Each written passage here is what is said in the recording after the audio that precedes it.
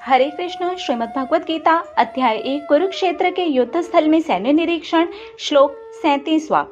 तस्मान्नार्हा वयं हन्तुं धार्तराष्ट्रान् सम्बान्धवान् स्वजनं हि कथनं हत्वा सुखिनः स्याम माधव।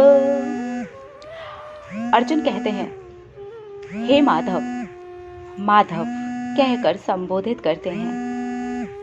लक्ष्मीपति का मतलब है माधव, इसलिए माधव नाम से संबोधित करते हैं।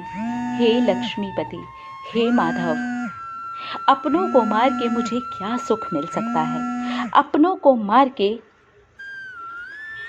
क्या सुख मिलेगा, मुझे ये समझ में नहीं आ रहा।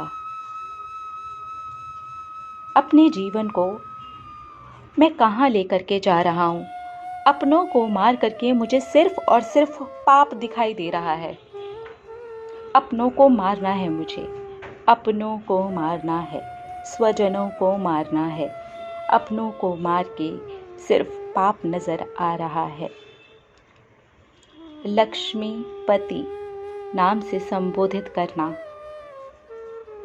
काफी बड़ी चीज हमें यहाँ समझा रहा है। भौतिक इच्छाएं, हमारी वासनाएं, हमारी ऐसी इच्छाएं जो हमारे सर के ऊपर सवार हो जाती हैं और फिर वो हमें चलाती हैं। हम इच्छाओं को नहीं चलाते। इस श्लोक को अगर हम अपने जीवन में आज उतार के देखें तो हम समझ पाएंगे कि अर्जुन के साथ क्या हो रहा है। क्या अपनी इच्छाओं को मार के हमें सुख मिल सकता है? अपनी भौतिक इच्छाओं को मार के। एक एक शब्द बहुत महत्वपूर्ण है, इसीलिए लक्ष्मीपति माधव इस नाम से संबोधित किया गया है। माधव का मतलब ही है लक्ष्मीपति। भौतिक इच्छाओं से जोड़ दिया गया,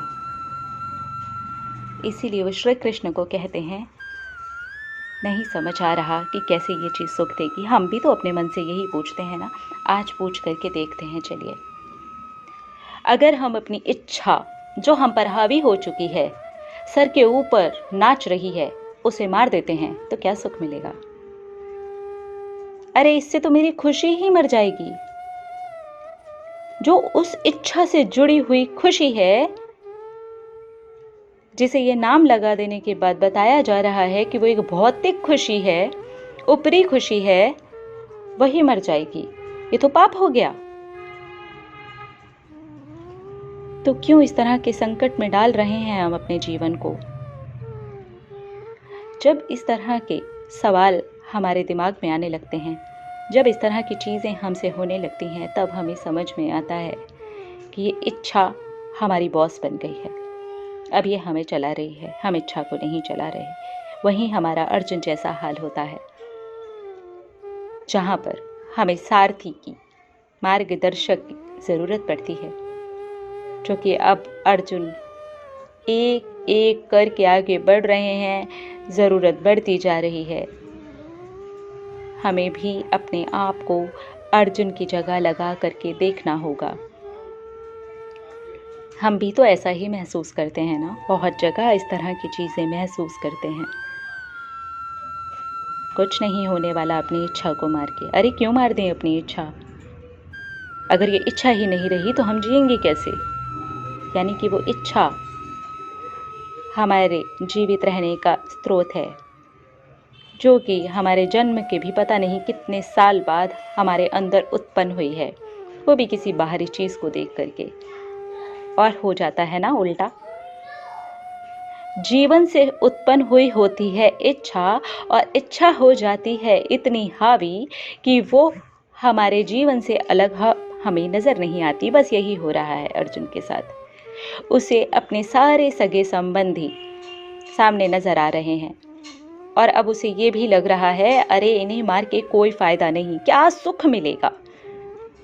हम वहीं पर अर्जुन के स्वजनों की जगह, उनके परिजनों की जगह, उनके दोस्तों की जगह, उनके हर एक परम प्रिय मित्र की जगह, उनके हर एक चीज़ की जगह अपनी अगर इच्छाओं को, अपनी वासनाओं को, अपनी ऐसी चीज़ों को, अपनी ऐसी बुरी आदतों को लगा करके देखें तो हमें पता चलेगा कि अब ये हमारे जीवन को चला रही हैं। तो यहाँ पर सवाल करना बनता है कि ये भौतिक इच्छाओं को मार के मुझे क्या सुख मिलेगा, क्योंकि जब तक हम सवाल नहीं करेंगे हमें जवाब नहीं मिलेगा।